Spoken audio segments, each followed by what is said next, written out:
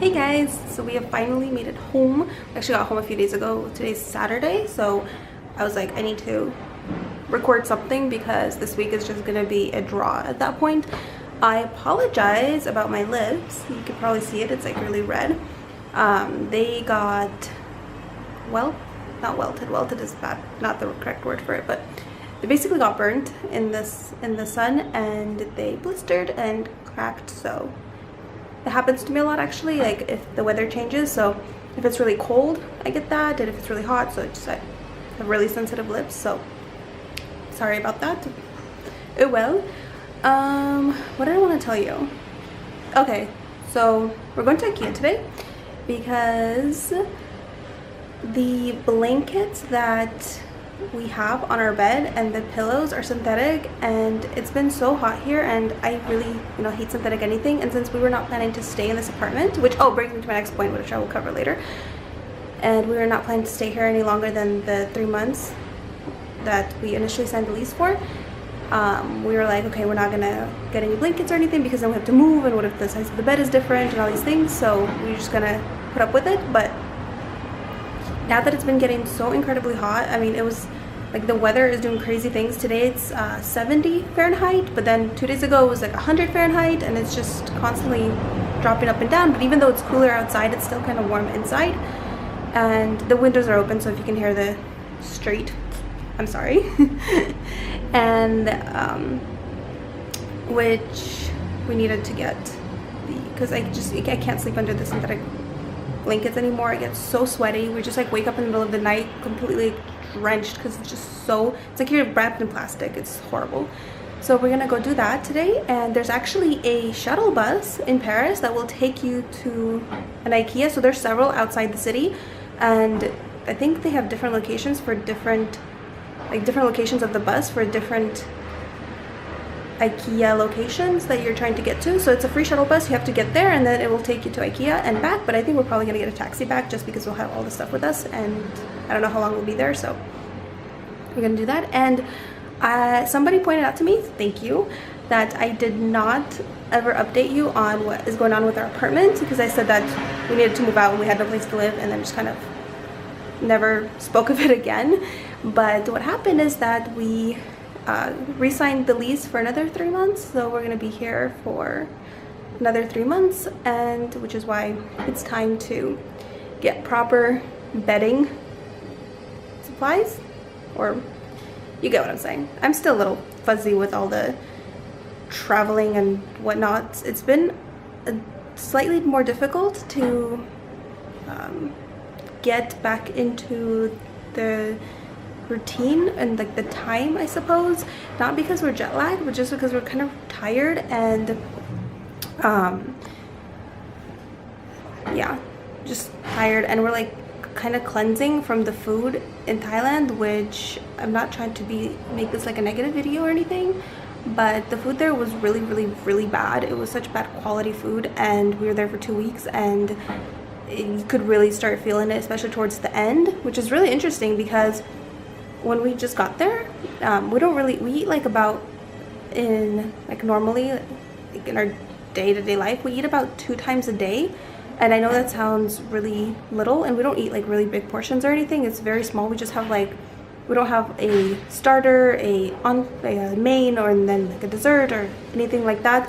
We have just one kind of meal, and that's it. And it's not that big either, but that's just because we're not very hungry.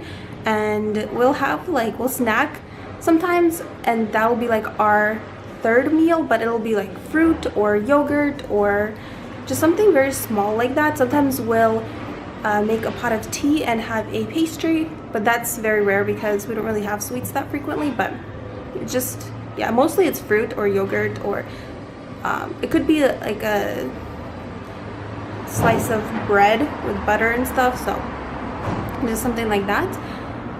But when we were there for the first about 5-6 days, we were fine.